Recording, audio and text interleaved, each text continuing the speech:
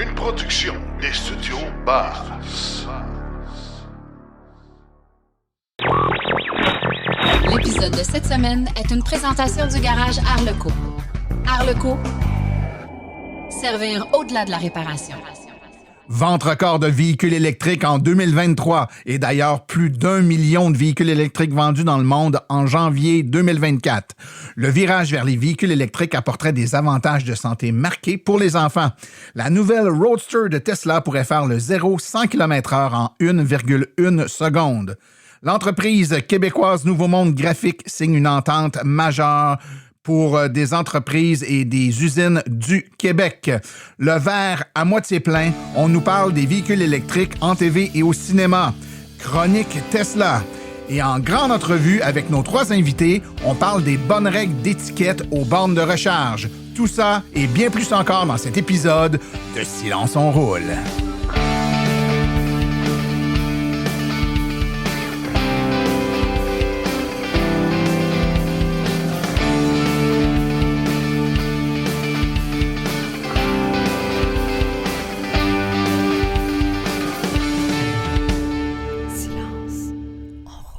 Salut tout le monde, mon nom est Martin Archambault et c'est avec passion et plaisir que j'anime Silence on roule, le balado dédié 100% aux voitures électriques.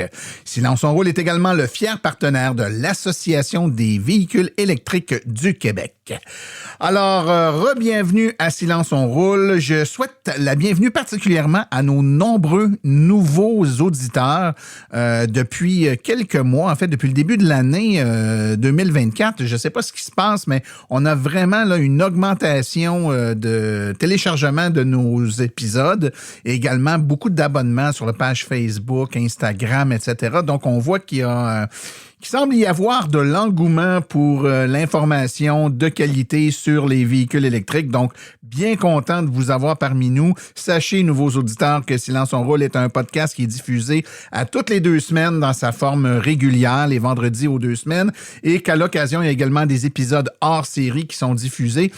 Pour être sûr de rien manquer, je ne sais pas par quelle plateforme ou par quel moyen vous nous écoutez, si c'est directement sur notre site web au silenceonroule.com ou ailleurs, mais la meilleure façon, vous allez sur abonnement.silenceonroule.com de façon à voir la procédure, si vous n'êtes pas familier, pour vous abonner et nous recevoir automatiquement sur votre téléphone ou votre appareil mobile, que ce soit que vous soyez abonné à Spotify, Apple Podcast, Google, peu importe, c'est toutes des plateformes gratuites, hein, c'est gratuit Silence on roule. Tout ce que ça fait en étant abonné, c'est que vous recevez, les téléchargements se font automatiquement sur votre appareil et de ce fait, vous pouvez nous écouter sans rien manquer et surtout sans manquer les épisodes hors série. Aujourd'hui, on a un épisode bien rempli, bien garni. On a Daniel avec sa chronique Le verre à moitié plein qui va nous parler. Toujours intéressant, Daniel, qui aborde des sujets en lien avec l'écologie, l'environnement et la voiture électrique. Je pense qu'il y a un lien quand même assez facile à faire entre les deux. Laurent Gigon et sa chronique Tesla, une chronique qui est bien appréciée là, des amateurs de cette marque de véhicules. Et en grande entrevue, on a la version 20 minutes là, d'une entrevue qui est beaucoup plus longue. Hein. Vous allez pouvoir écouter la version intégrale en hors-série. Je vous parlais tantôt, nos abonnés reçoivent les hors-séries. Abonnez-vous si ce n'est pas fait. Il y a une version beaucoup plus longue de l'entrevue qui a été faite. Donc, la version intégrale va être diffusée en hors-série d'ici quelques semaines. Mais pour le moment, vous avez la version condensée là, en 20 minutes de cette entrevue sur l'étiquette aux bornes de recharge. L'étiquette, là, c'est les bonnes manières hein, de comment on doit se comporter quand on va sur un site de borne de recharge. Au-delà des lois puis tout ça, il y a des choses qui relèvent plus du savoir-vivre, du vivre ensemble, comme on dit, notre capacité à s'intégrer dans une société et à respecter là, des biens qui appartiennent, dans le fond, soit à l'État ou à des entreprises privées et qui sont à la disposition d'un grand nombre de personnes. Il y a une bonne façon d'utiliser ou de se comporter sur ces sites-là. Je pense que instinctivement, dedans de nous, on a une bonne idée de ce qui est les bonnes et les moins bonnes façons de faire. Mais avec nos invités en studio, dans quelques instants, on va pouvoir en débattre et regarder un peu plus leur point de vue et la façon de voir ça. Je pense que c'est un épisode épisode qui va être fort intéressant pour l'ensemble des électromobilistes, qu'ils soient nouveaux ou moins nouveaux, parce que le manque d'étiquette ou le manque de bonne façon de faire aux bornes de recharge, ce n'est pas que l'apanage des nouveaux. Bien sûr, les nouveaux peuvent plaider l'ignorance, mais il y a des gens que ça fait 5, 6, 7 ans qui ont des voitures électriques et qui pourtant n'ont pas toujours des comportements très convenables aux bornes de recharge. Alors, sans plus tarder, je vous propose d'aller tout de suite écouter les actualités dans le monde de l'électromobilité. Vous voulez des produits qui permettront d'augmenter la valeur de revente de votre véhicule? Chez Précision PPF Vitres teintées, nous sommes à votre service depuis 2015. Nos maîtres installateurs sont tous certifiés et ont plus de 17 ans d'expérience dans le domaine. Nous offrons un service de qualité inégalé quant à la protection par pierre, les soins nanocéramiques ainsi que les vitres teintées. Notre pellicule par pierre ultra résistante est invisible et conservera l'intégrité de votre véhicule tout en prévenant la rouille et en protégeant la peinture contre les débris de la route. Notre traitement nanocéramique possède un puissant effet hydrofuge et il préserve l'éclat et la brillance de votre peinture pour en faciliter l'entretien.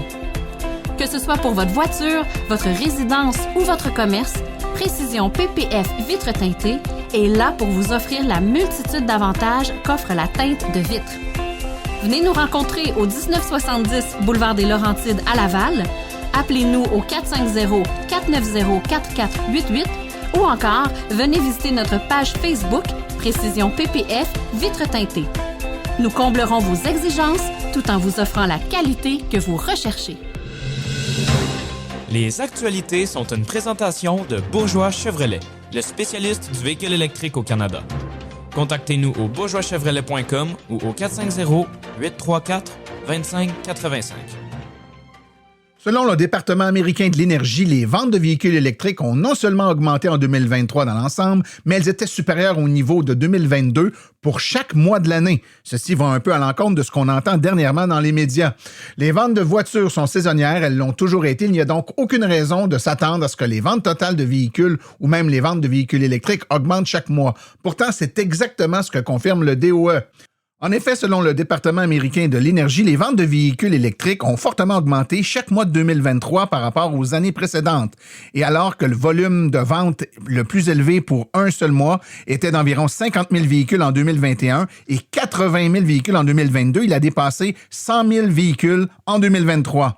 Les ventes de véhicules électriques ont également terminé l'année avec plus de ventes en décembre et en octobre et en novembre. Il est possible que les acheteurs aient reporté leur achat vers la fin de l'année pour profiter du crédit d'impôt fédéral pour les véhicules électriques. Les chiffres commencent à être intéressants. En effet, selon Romotion, le principal cabinet de recherche sur les véhicules électriques et la transition énergétique, il s'est vendu plus d'1 million de véhicules électriques dans le monde en janvier. Le plus grand nombre de véhicules électriques jamais vendus en janvier, soit une hausse de 69 % par rapport à janvier 2023, où 660 000 véhicules électriques s'étaient vendus. En fait, au Royaume-Uni, les ventes de véhicules électriques ont augmenté de 29 % depuis la dernière année, 41 % aux États-Unis et au Canada, et on a presque doublé en Chine. Le passage massif aux véhicules électriques serait une aubaine considérable pour la santé de nombreuses personnes dans le monde, mais un nouveau rapport de l'American Lung Association souligne que les avantages particuliers pour les enfants, particulièrement ceux qui sont vulnérables aux maladies respiratoires, seraient fulgurantes, se basant sur le fait que tous les véhicules neufs vendus d'ici 2035 seraient sans émission de gaz d'échappement. Le groupe conclut qu'il y aura 2,7 millions de crises d'asthme en moins chez les enfants, ainsi que 147 000 cas de bronchite aiguë de moins. La transition vers les véhicules électriques permettra également d'éviter 2,67 millions de cas de symptômes de voies respiratoires graves et 1,87 million de cas de symptômes de voies respiratoires mineures chez les enfants. Et il y aurait 508 cas de mortalité infantile de moins. Et oui, rien de moins. Le 16 novembre 2017, Tesla avait dévoilé la Roadster deuxième génération. On l'attend toujours. Alors, Elon Musk vient d'annoncer sur Twitter, donc X en fait, que le nouveau modèle s'en vient, c'est imminent, et il a profité évidemment pour nous faire une annonce tout à fait très remarqué, car s'il y a un dirigeant du secteur automobile qui sait comment promouvoir un produit, c'est bien Elon Musk. Il a fait des déclarations plutôt audacieuses pour faire sa publicité du nouveau Roadster, affirmant qu'il n'y aura jamais d'autre voiture comme celle-ci, si on peut même la qualifier de voiture. Le grand patron de Tesla a également ajouté « Je pense que ça devrait être la démonstration du produit le plus époustouflant de tous les temps. De plus, apparemment, il atteindra le 100 km/h en moins d'une seconde. » La société québécoise Nouveau Monde Graphite annonce des accords d'approvisionnement pluriannuels avec Panasonic Energy et General Motors. Les accords d'approvisionnement actifs en matériaux d'anode avec les principaux fabricants nord-américains de batteries pour véhicules électriques comprennent également des investissements immédiats de 50 millions de dollars américains, suivis d'un financement futur de 275 millions de dollars américains. La société montréalaise Nouveau Monde Graphique a annoncé 2 ententes majeures, soit avec Panasonic et GM. Les accords permettront à Nouveau Monde Graphique de fournir chaque année 18 000 tonnes de matériaux d'anode actifs à chaque client à partir de son usine de traitement de batteries prévu à Bécancour, au Québec.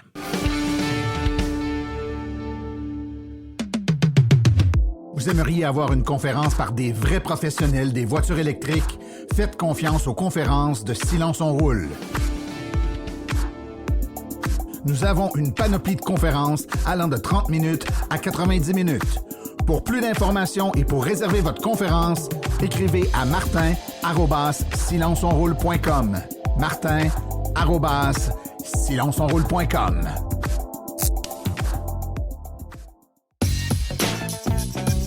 La chronique Le verre à moitié plein est une présentation de Roulons électrique, une campagne du gouvernement du Québec coordonnée par Équiterre. Pour en savoir plus sur toutes nos activités, visitez le site internet roulonsélectrique.ca.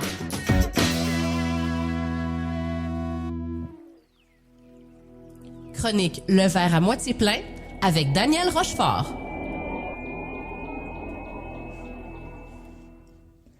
Il paraît qu'il y a de plus en plus de voitures électriques à la télé et sur les écrans de cinéma.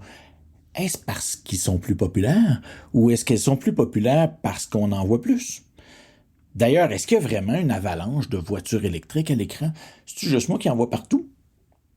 Je suis Daniel Rochefort, bienvenue à la chronique Le verre à moitié plein. Il y a quelques semaines, donc, j'étais tout excité. J'écoute un épisode de la série Stat.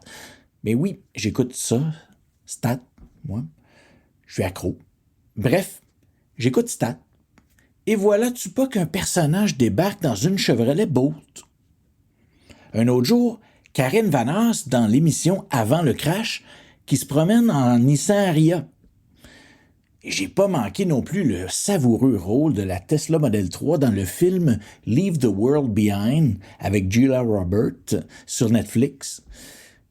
Je vais pas vous spoiler, là, mais si vous l'avez pas vu, ça passe de sérieux messages sur la fragilité de notre monde technologique. C'est un film très intéressant. Mais oui, j'écoute trop la télé. Faut que j'en parle à mon psy. Reste que je me suis mis à m'intéresser à cette question-là parce que le petit et le grand écran, c'est un puissant outil d'influence pour changer la société et Dieu sait que les créateurs de films et de séries télé, ils sont souvent motivés par le désir de nous passer des messages, pas juste nous raconter des bonnes histoires. Bref, je me suis mis à me dire, on en voit de plus en plus sur les routes, et ça représente maintenant une bonne partie des ventes de véhicules, un véhicule sur 5 au Québec en 2023. Je me suis demandé donc, est-ce que c'est la même chose à l'écran? Et en fouillant un peu, je suis tombé sur plusieurs articles. Par exemple, on fait référence à un papier qui date de décembre 2022 qui faisait état d'une spectaculaire augmentation des véhicules électriques à l'écran, 124% d'augmentation en 2021, 140% d'augmentation sur 5 ans.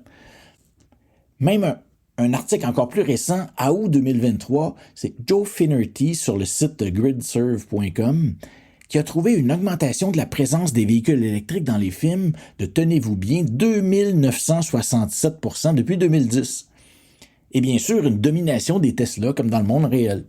Wow! À première vue, on assiste à une révolution qui n'a d'égal que la montée de la popularité des véhicules électriques dans la vie réelle. J'étais emballé, je vous avoue.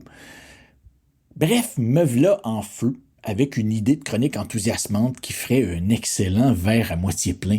Mais voilà, ceux qui me connaissent savent bien que je ne pouvais pas juste faire la fête avec un article. Il fallait bien sûr que je vérifie les sources, que je valide les conclusions. Et là, zut, je suis tombé dans un trou de lapin. Plus je creusais, plus l'impression d'une grosse balloune qui se dessoufflait.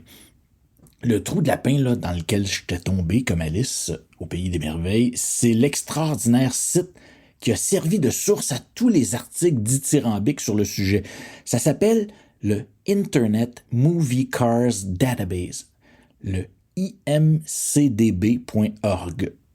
Vous irez voir ça, là. C'est une grosse base de données collaborative. Si ça vous intéresse, vous pouvez même vous ajouter aux collaborateurs. Grosso modo, là, vous retrouverez sur IMCDB les apparitions des voitures dans les films, les séries, les documentaires, les vidéoclips, name it, un gros échantillon des productions télévisuelles et cinématographiques dans le monde. Tiens, je vous parle en regardant le site, là, il y a des références à plus de 52 000 films, près de 85 000 productions télé et cinéma. Un gros échantillon de ce qui se fait. Dans le IMCDB, les véhicules, c'est les vedettes. Et vous avez les modèles, les années, les versions et des photos à l'appui pour chaque entrée. Un gros trou de lapin, je vous dis, juste pour la période depuis 2018, le site m'a sorti près de 17 000 résultats, 17 000 véhicules recensés. Et c'est là que j'ai commencé à déchanter. Et que je me suis aperçu que les créateurs du petit et du grand écran sont vraiment en retard sur la révolution verte qui est en train de se produire.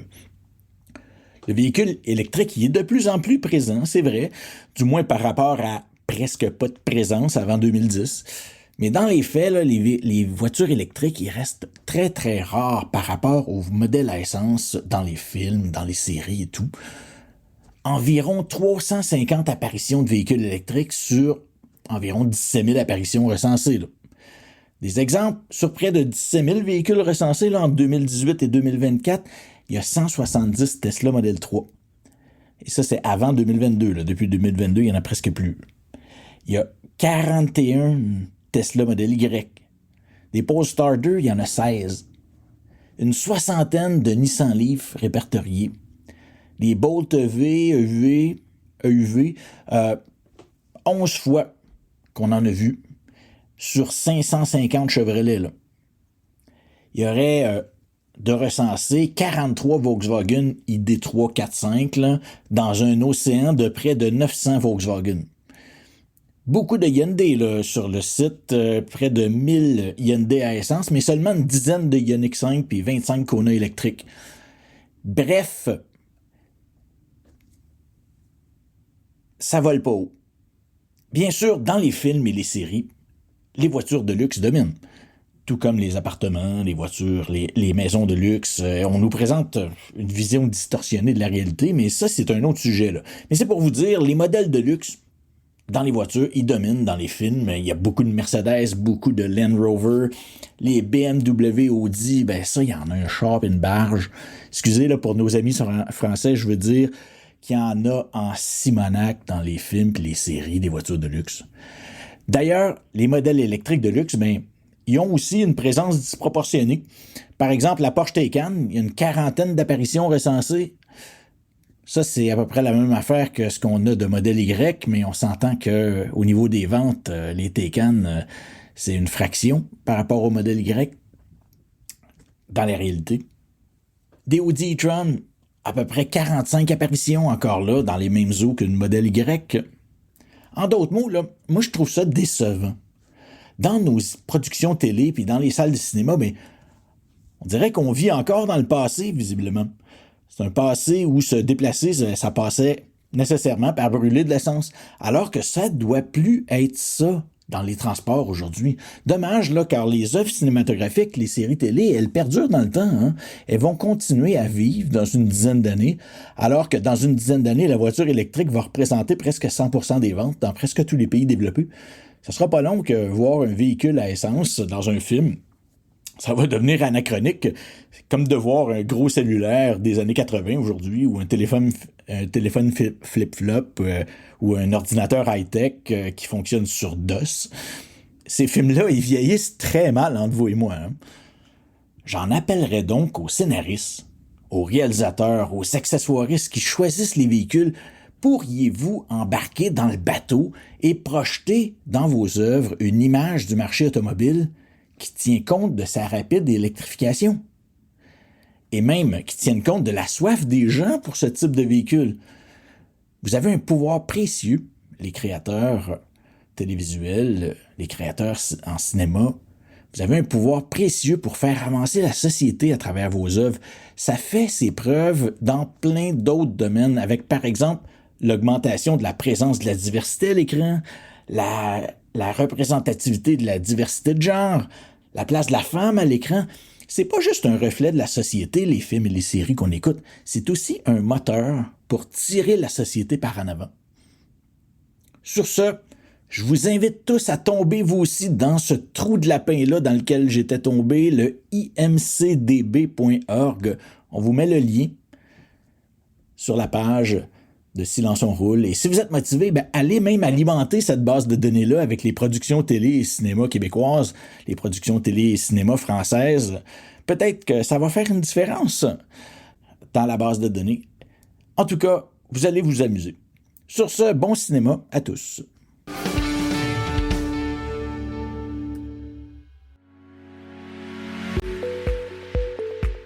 Vous venez de faire le saut vers l'électrique et devez réfléchir à vos recharges. Vous voulez une borne au chalet? Vous voulez une solution rapide et sans embûches? Il n'y a qu'une solution, Hydro Solutions. Depuis plus de 60 ans, Hydro Solutions est une entreprise québécoise de confiance. Vous les connaissez pour les chauffe-eau, mais ils offrent également un service clé en main pour les bornes de recharge. C'est définitivement l'avenue à privilégier afin de faire affaire avec une entreprise d'expérience qui s'occupera de tout. Demandez une soumission gratuite et sans engagement de votre part au www.hydrosolutions.com. Une seule visite sur leur site web vous permettra de constater la simplicité avec laquelle vous pouvez entamer une démarche afin qu'ils prennent tout en charge. L'analyse de votre situation, l'installation d'une borne de qualité par un installateur certifié et même, au besoin, le financement sur 24 ou 48 mois. Par la suite, en cas de problème, leur équipe d'experts est là pour vous. Hydro Solutions, leur mission, vous simplifier la vie.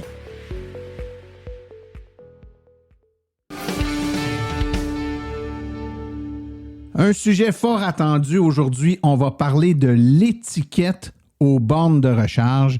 Et pour parler d'étiquette, j'ai avec moi 3 personnes qui vont nous donner leur opinion. Et puis, je tiens à le dire d'entrée de jeu, hein, on n'est pas, moi et mes invités, là, on n'a pas du tout la prétention d'être les gardiens d'un règlement ou d'une façon absolue de faire. Puis vous allez le voir tout au cours de notre entretien.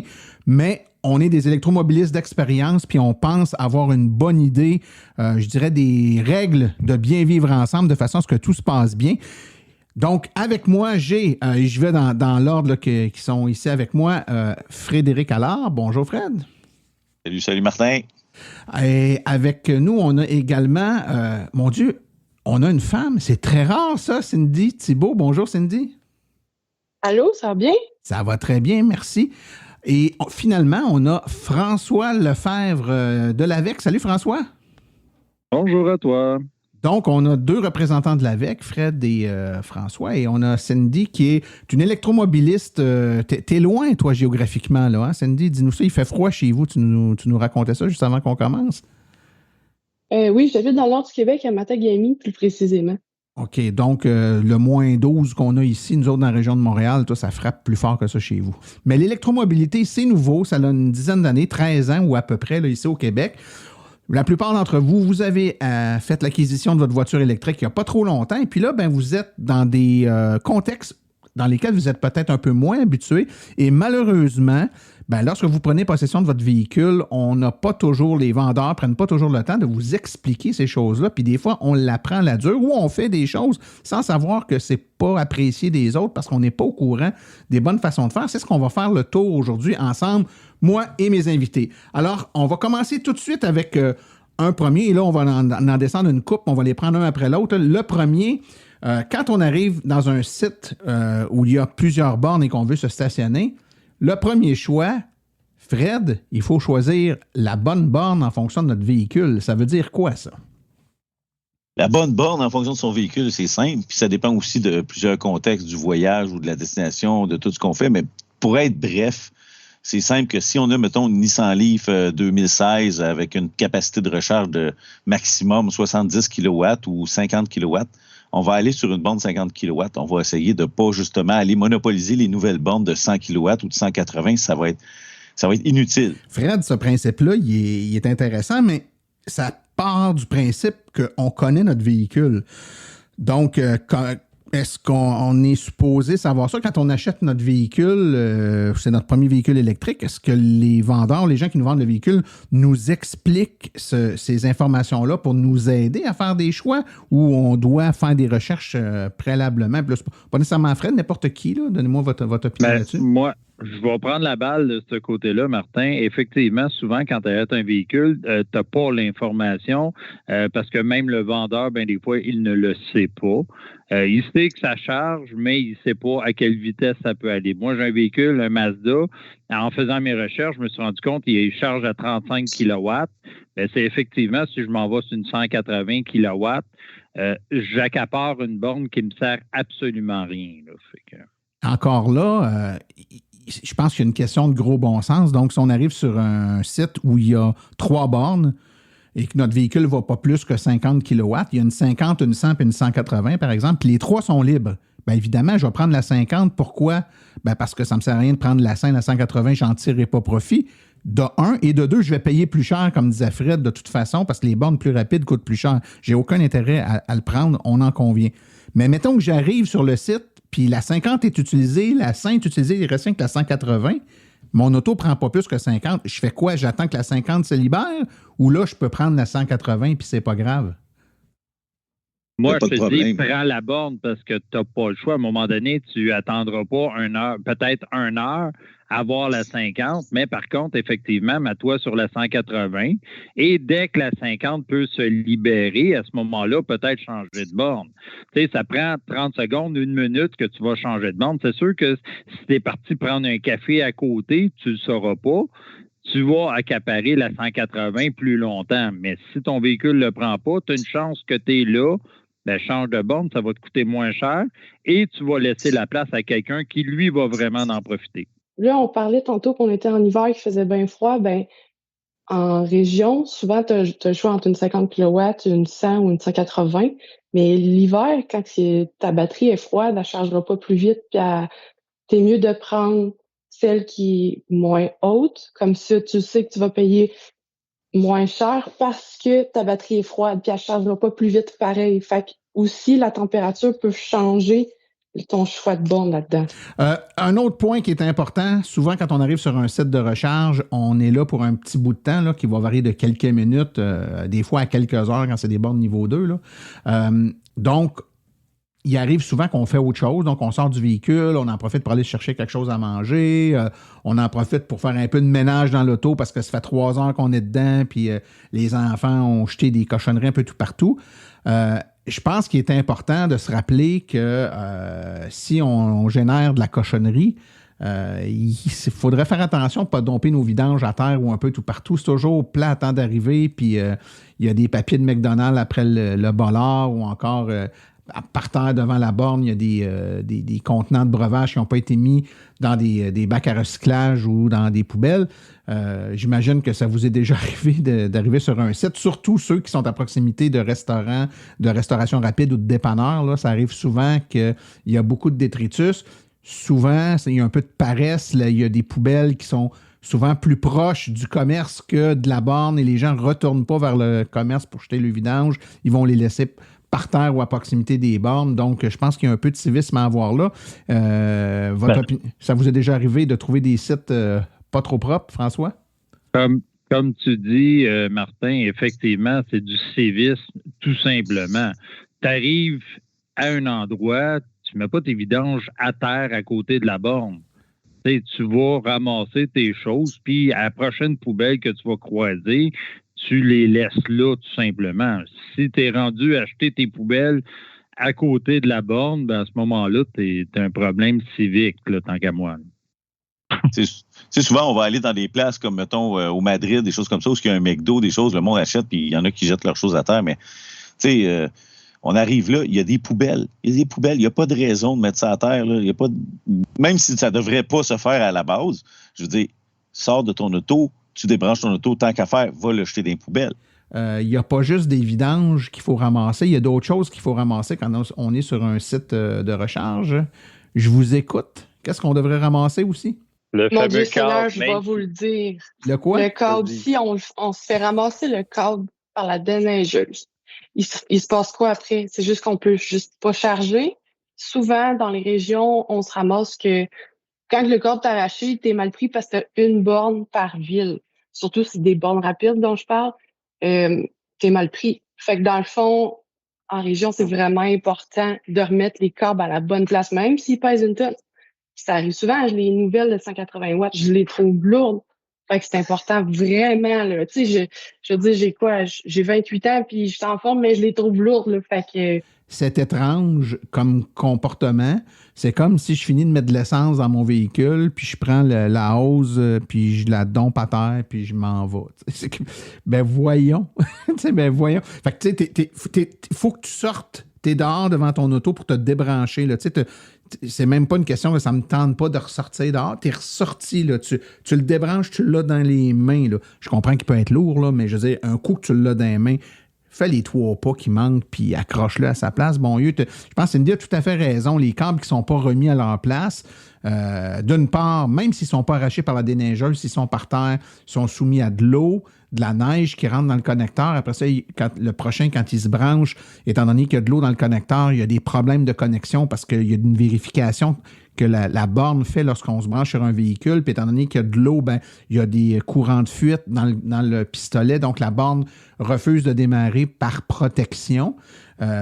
Et dans le pire des cas, comme disait Cindy, ben, c'est que la déneigeuse passe, puis elle est habituée de passer tout près de la bordure de béton. Puis si le câble est par terre en avant de la bordure de béton, mais il se fait ramasser par la déneigeuse. Dans le fond, c'est pas nécessairement le bout du pistolet qui traîne à terre, c'est le restant du fil. On dirait que le fil est comme trop long, ouais. Puis c'est le bout du milieu qui fait la grosse balloune que je peux même piler dessus en me stationnant. C'est ça qui fait en sorte qu'il traîne tout le temps par chez nous. Oui. Puis il y a des modèles de bornes qui ont des rappels de câble, donc un câble en acier là, qui tire et qui ramène. Mais avec le temps et surtout l'hiver, quand il fait froid, là, ben, le système de rappel est moins efficace. Je sais qu'il y a des nouvelles bornes qui s'en viennent avec des systèmes de rappel beaucoup plus efficaces pour amener les câbles. Ça va aider. Il existe aussi sur les bornes à plus haute puissance, des câbles sont refroidis au liquide. Donc, étant refroidis, les câbles sont beaucoup plus petits parce qu'ils chauffent moins vu qu'ils sont refroidis. Donc, on peut mettre des câbles plus petits. Là, à ce moment-là, ils sont forcément plus légers. C'est le cas chez Tesla, d'ailleurs. Leurs câbles sont refroidis, donc sont plus petits. Mais effectivement, c'est un enjeu. Puis là, le but aujourd'hui, c'est pas de débattre sur quelle technologie nécessairement on devrait utiliser ou pas. On parle d'étiquette. Donc, c'est quoi Et l'étiquette, c'est aussi...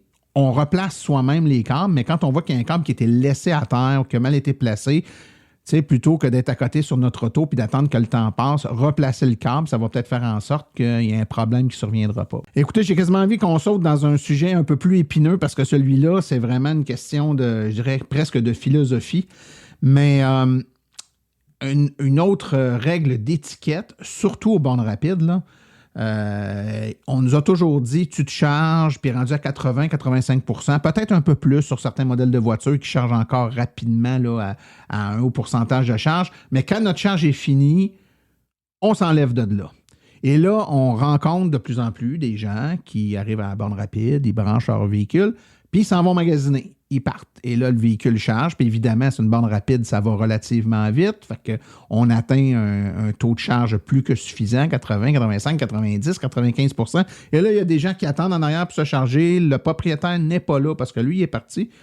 Puis lui, il est en mode, ben écoute, je paye, là. Fait que c'est mon droit d'être là. Fait que tantôt, je disais, l'étiquette, c'est pas des règlements, c'est pas des lois, c'est du gros bon sens.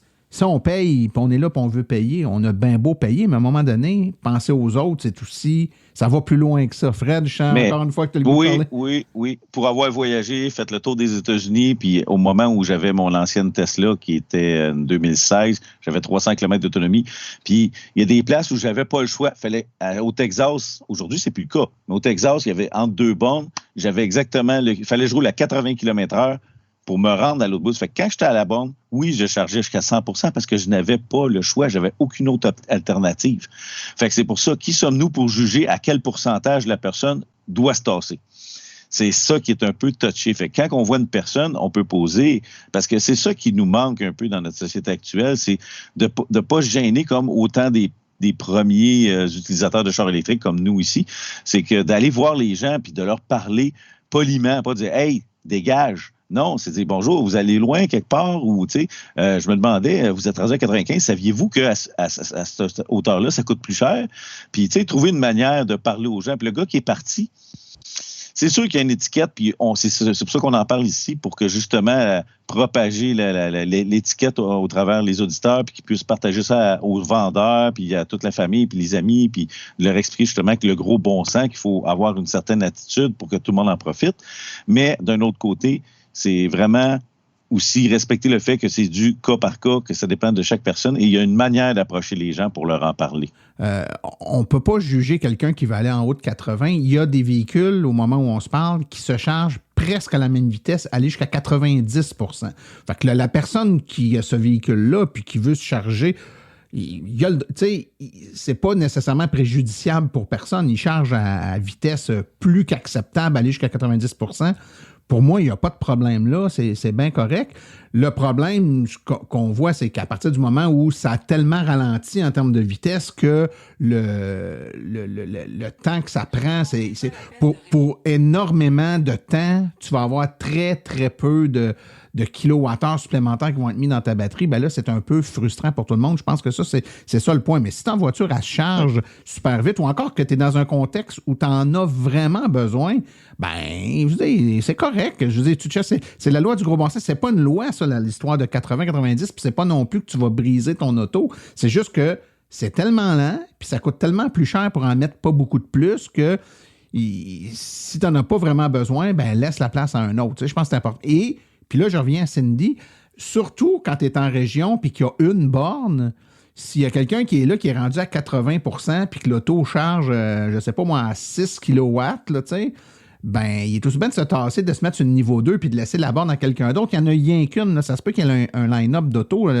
sais, quand tu arrives à des sites où il y a 8, 9, 10 bornes, tu prends l'autre à côté s'il y a un monsieur qui est collé sur une. Mais quand il y en a une, là, c'est là, je pense que ça devient un petit peu plus irritant pour tout le monde, là.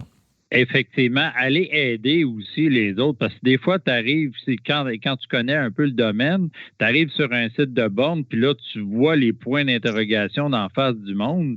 Si tu connais comment ça fonctionne, va l'aider. Puis déjà là, tu vas gagner 5 minutes à l'aider à partir la borne plus rapide, puis peut-être la faire mettre sur la borne qu'elle a besoin. Ça c'est un bon point. C'est un super bon point, François, puis je voulais qu'on en parle, parce que aider une personne qui comprend mal, qui fait une mauvaise utilisation de l'équipement public, ben c'est aider tout le monde. C'est aider cette personne-là, mais c'est aider toutes les personnes que cette personne-là aurait nui dans le futur, ne sachant pas qu'elle fait la mauvaise chose. Donc, c'est hyper important de prendre le temps de le faire, là.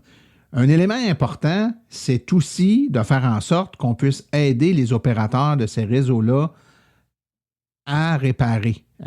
Que ce soit Tesla, que ce soit Flow, que ce soit le circuit électrique, Electrify Canada. Il y a des choses qu'un opérateur de réseau peut savoir à distance. Exemple, une borne qui n'allume plus, généralement, ces bornes-là sont pas généralement, elles sont connectées, puis les opérateurs communiquent avec les bornes. Donc, une borne qui est éteinte, qui n'allume pas, puis qui ne communique plus, ils le détectent à distance. Mais il y a des bugs qu'on ne peut pas détecter à distance. Il y a des problèmes qui ne se détectent pas à distance. Un câble qui commence à être je sais pas, la gaine du câble commence à être arrachée, un morceau de plastique de brisé sur le pistolet, un graffiti sur la borne, un écran qui allume mal, ben c'est tous des éléments que si t'es pas devant la borne à la regarder, tu le sais pas.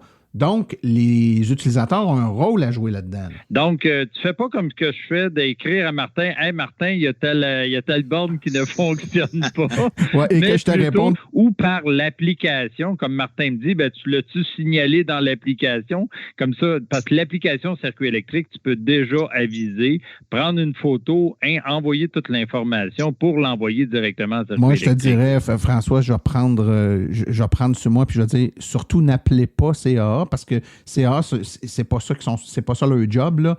C'est de faire du dépannage de gens qui ont de la difficulté à l'utiliser, mais pour tout ce qui est service, réparation des bornes, c'est l'application mobile qu'il faut utiliser.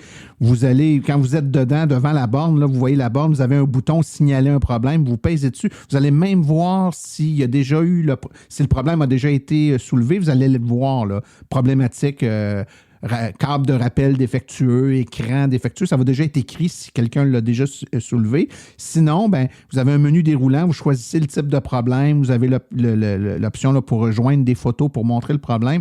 Et c'est ce qui est le plus rapide, c'est hyper rapide d'obtenir des réparations dans ce temps-là. Sinon, c'est ça, c'est que ça va prendre des jours, des semaines avant que l'équipe technique soit avisée et ait toute l'information. L'application, c'est vraiment la meilleure façon de faire. Dans le cas du circuit électrique, dans le cas de Tesla, Cindy puis Fred, je pense qu'il y a un peu la même affaire dans l'application. On doit pouvoir un numéro de téléphone directement sur la borne qu'on peut appeler, là, puis je pense qu'il y a un code QR aussi qu'on peut scanner. Je ne suis pas sûr, ça dépend des bornes, là.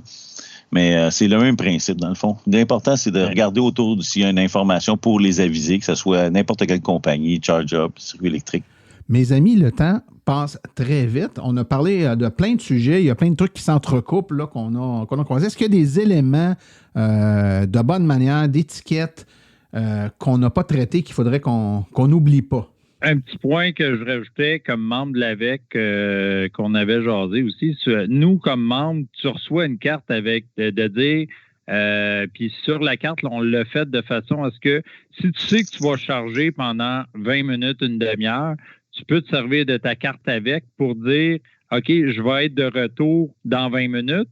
Ou il y a ton numéro de téléphone sur la carte pour indiquer à la personne, tu as une urgence, tu as besoin de charger rapidement. Regarde, appelle-moi à mon numéro. Tu sais, je suis parti au Tim Hortons à côté, mais ça, la personne ne le sait pas. Mon numéro est dans la fenêtre. Appelle-moi, dis-moi que tu as une urgence, il faut que tu tasses mon véhicule. Je vais te dire, déconnecte-les mon véhicule, prends ta charge. Puis après ça, moi, de toute façon, j'ai le temps de revenir entre-temps, puis tu vas avoir pris ton 20 minutes de charge peut-être. Ça va avoir rien changé peut-être pour moi. Fait que, regarde, ça, c'est un des trucs que nous, on va se servir au niveau de l'AVEC, nos cartes. Sinon, il y a moyen de l'imprimer à partir du site de l'AVEC, un papier qui dit, regarde, je vais charger pendant 1 heure ou appelez-moi à tel numéro, tout simplement. Là. Je vais faire un dernier tour de table pour conclure le tout, savoir si vous avez un mot de la fin. François, on va commencer par toi. C'est justement, comme tu viens de dire, du civisme et d'aider son prochain. C'est bien le minimum dans le civisme qui se perd, mais qu'on peut ramener justement avec l'électromobilité, d'aider son prochain pour lui montrer comment ça fonctionne. Tout à fait. Cindy? J'y vais avec la même chose que François, il a bien dit ça. Oui. Pourquoi briser une recette gagnante? Fred, toi, tu as de quoi rajouter? Tu as tout le temps à rajouter. Oui. J'ai toujours quelque chose à rajouter. Écoutez, vous vous souvenez quand on était jeunes, Parents Secours, avec la pancarte qu'on mettait dans les vitres pour que blanche et rouge. T'avais froid. Bon, il me semble qu'on devrait se faire une pancarte dans nos vitres quand on va stationner puis il fait froid. Puis au moins, s'il y a un gars qui ne sait pas trop, il voit la pancarte électromobiliste secours. Il pourrait aller cogner sans se gêner pour qu'on puisse lui donner un coup de pouce. Mais plus sérieusement, évidemment, l'étiquette, ne jamais oublier que ça, c'est aussi bon pour les bornes que dans la vie en général. Il ne faut pas avoir le jugement facile. Il ne faut jamais oublier qu'il y a toujours un contexte quelque part qui fait que 90% du temps, il y a une raison. Il faut prendre le temps puis d'être patient. Tout à fait. Devant ces belles paroles empreintes de philosophie et de sagesse, je vous remercie beaucoup tous les trois pour votre participation aujourd'hui. Et puis, on se reparle sûrement parce que je suis certain, juste avant, puis je voulais vous dire, puis je vais terminer avec ça. En prévision de cet enregistrement-là, j'ai déposé sur la page Facebook de Silence on roule un petit sondage où j'ai demandé aux gens se tasser, rendu à 80-90%, quand notre char est pas mal plein là, pour laisser de la place aux autres, est-ce que c'est une bonne règle de civisme? Et ça a suscité beaucoup d'intérêt. Juste avant l'enregistrement, je suis allé voir, il y avait 435 participants qui ont participé au sondage. Et les résultats, roulement de tambour, 97,8% des participants disent que oui, c'est une question de civisme. Ça veut dire, là, en partant, là, du moins, les gens qui écoutent Silence on roule puis qui vont voter sur le sondage, à 97%, considèrent que c'est effectivement une règle de civisme. Quand on en a assez et qu'on est rendu à 80-90% de laisser la place à un autre, c'est une bonne règle de civisme. Très peu de gens, et beaucoup de gens ont apporté, en passant, on dit « je suis pour », mais ont apporté les mêmes nuances qu'on a dit, c'est-à-dire « mais exceptionnellement, il est possible que sur un certain trajet, j'ai besoin d'un peu plus pour me rendre à la prochaine borne. » Puis là, dans ce cas-là, je pense que c'est correct. On en convenait là, tous que c'était effectivement une pratique correcte. Comprendre le contexte. Tout à fait. Mais je pense que c'est important de le mettre en contexte. Merci beaucoup à vous trois. Merci, Martin.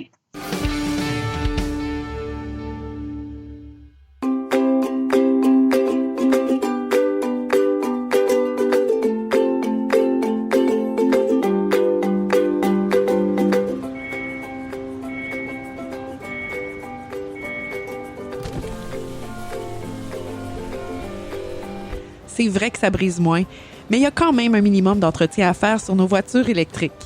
Quand est venu le temps de faire l'entretien de mon véhicule, j'ai choisi de faire confiance à l'équipe d'Arleco plutôt que le concessionnaire.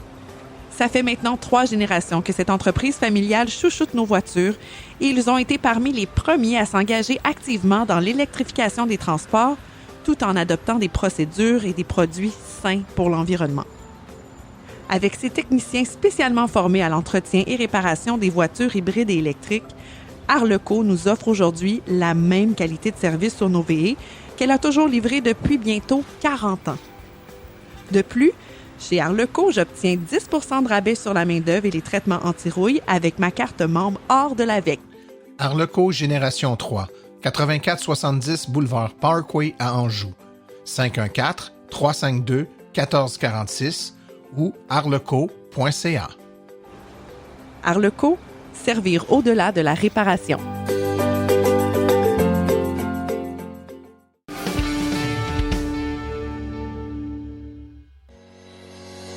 La chronique Tesla est une présentation de NextDrive, un réseau d'ateliers pour une nouvelle génération de véhicules. Confiez l'entretien et la réparation de votre VE à des techniciens certifiés et propulsés par NAPA. How do you plan a business where you know, the rocket business, you know some of these things are going to blow up on the launch pad? How does the business plan work? I don't really have a business plan. Chronique Tesla avec Laurent Gigon.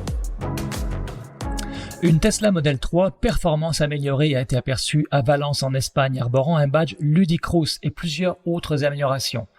Alors ce qu'on sait, c'est que la vidéo montre 2 modèles, un rouge et un noir. Cette version à venir de la modèle Performance semble bénéficier de davantage de mise à niveau matériel avec un pare-choc avant différent, de nouveaux sièges, de nouvelles roues, un aileron et potentiellement plus de performance.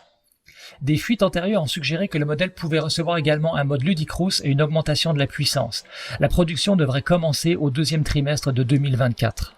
Alors la Tesla Model 3 Performance est l'une des voitures électriques les plus performantes du marché. Cette version améliorée pourrait encore repousser les limites. Le badge Ludicrous est habituellement réservé aux modèles Tesla de haut de gamme, tels que la S ou la X. Cette mise à jour pourrait rendre la Model 3 Performance encore plus attrayante pour les amateurs de sensations fortes. Le Cybertruck a été testé en conditions réelles pour sa capacité à traverser l'eau en utilisant le mode Wade, un mode qui utilise l'air de la suspension pour protéger la batterie. En effet, un YouTuber a testé le mode Wade du Cybertruck en conduisant le pick-up électrique dans des rues inondées. Le mode Wade soulève la suspension pneumatique de la voiture à son niveau le plus élevé et pressurise la batterie haute tension pendant 30 minutes maximum. Selon Tesla, le Cybertruck peut conduire dans une eau d'une profondeur maximale de 31 pouces, soit environ 79 cm, lorsque le mode Wade est activé. Lors du test, le Cybertruck a subi des dommages, notamment au niveau des phares, des feux arrière et du système audio. Il n'est pas clair si les dommages ont été causés par l'eau ou par d'autres facteurs comme des débris dans l'eau. Tesla n'a pas encore commenté les dommages causés au Cybertruck lors de ce test. On vient d'apprendre qu'après une décennie de travail, Apple met fin à son ambitieux projet de créer une voiture électrique autonome baptisée Projet Titan. L'entreprise va rediriger ses ressources vers l'intelligence artificielle générative. Des licenciements sont prévus au sein de l'équipe de 2000 personnes qui travaillaient sur le projet. Pendant ce temps, Tesla continue à développer sa technologie de conduite autonome, ce qui pourrait renforcer sa position de leader dans un marché en pleine croissance, bien que Apple demeure toutefois un acteur important dans le domaine de l'intelligence artificielle. L'abandon du projet de la voiture électrique autonome par Apple est un coup dur pour l'entreprise, mais qui envoie un message ambigu à l'industrie automobile. Elon Musk vient d'annoncer que Tesla prévoit de dévoiler le nouveau Roadster cette année. Cependant, il faut rappeler que ce nouveau modèle a été dévoilé pour la première fois en 2017 lors de la présentation du Tesla Semi. Sa production devait commencer en 2020, mais a été retardée en 2024. Le PDG a laissé entendre que ce projet est toujours d'actualité. Il a également déclaré que Tesla vise une accélération de 0 à 100 km/h en moins d'une seconde, mais que ce serait, je cite, l'aspect le moins intéressant du nouveau Roadster. Pour atteindre cet objectif d'accélération, il va falloir équiper le véhicule de propulseurs à froid, d'où la collaboration avec SpaceX. Par le passé, Elon Musk avait évoqué un pack SpaceX en option pour le Roadster, composé de 10 propulseurs à air froid qui agiraient comme des fusées, améliorant l'accélération et les déplacements du véhicule et pouvant même lui permettre de sauter. En agissant sur l'orientation des propulseurs, on peut imaginer qu'ils servent également à plaquer le véhicule au sol afin d'améliorer sa tenue de route. Mais revenons sur Terre. Depuis quelques années, Elon Musk a lancé beaucoup de promesses qui sont encore à ce jour non réalisées. Le parc Tesla compte 5,5 millions de véhicules qui parcourent en moyenne 2682 km par seconde. Cela représente plus de 83 milliards de kilomètres par an et ce chiffre est en constante augmentation. Tesla ajoute plus de 5200 véhicules à son parc chaque jour. Voilà, c'est tout pour aujourd'hui. Merci de m'avoir suivi et à très bientôt.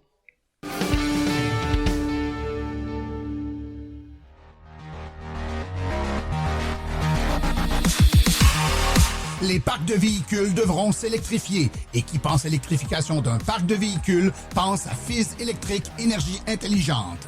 Voilà une entreprise qui prêche par l'exemple. Elle est elle-même une entreprise zéro émission avec sa flotte 100% électrique. On ne parle pas juste d'installateurs d'équipements ici. On parle d'une entreprise qui a été parmi les premières à s'électrifier. Elle a donc le véhicule expérience pour vous accompagner et ce de façon réaliste et adaptée. Avec presque 2000 installations de bornes électriques depuis 2012, Fizz possède à son actif plusieurs projets majeurs en déploiement de parcs d'autobus scolaires, de véhicules lourds, de véhicules légers, ainsi que plusieurs sites de concessionnaires. Vous serez accompagné de A à Z dans vos projets, de l'étude de besoins à la conception, l'installation et la vérification des stations. Les meilleurs produits répondant à vos besoins vous seront proposés. Détentrice d'une licence de maître électricien délivrée par le CEMEC, d'une licence RBQ d'entrepreneur général et d'une certification MERN accompagnateur en gestion de l'énergie et électrification d'un parc de véhicules, ne perdez plus de temps, c'est Fizz et son équipe qui s'occupent de vos travaux. Contactez le FIZ2.ca ou par courriel info@fizz.ca.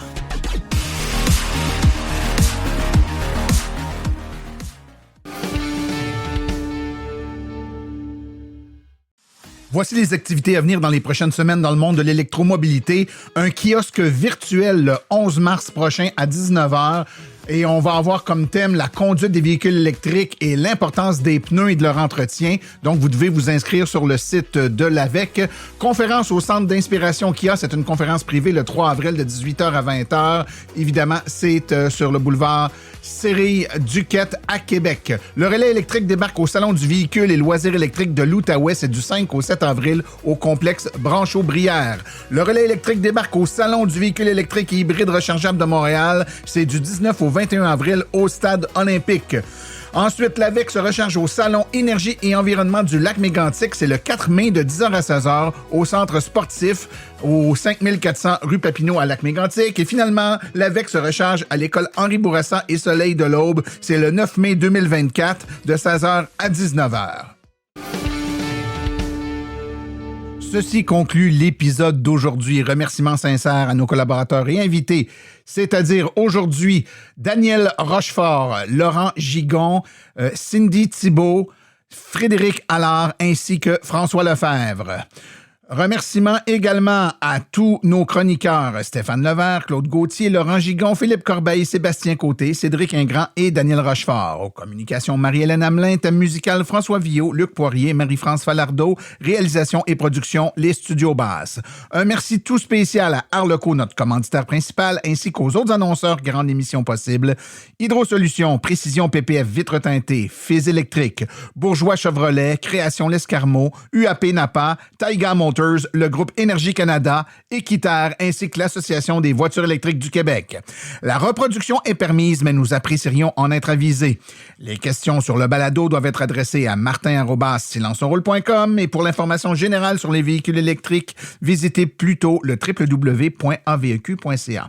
Vous avez également accès aux archives de tous nos épisodes ainsi qu'à notre boîte vocale directement sur notre site web au silenceonroule.com. Mon nom est Martin Archambault et d'ici le prochain balado, j'espère que vous attraperez la piqûre et direz vous aussi, silence, on roule.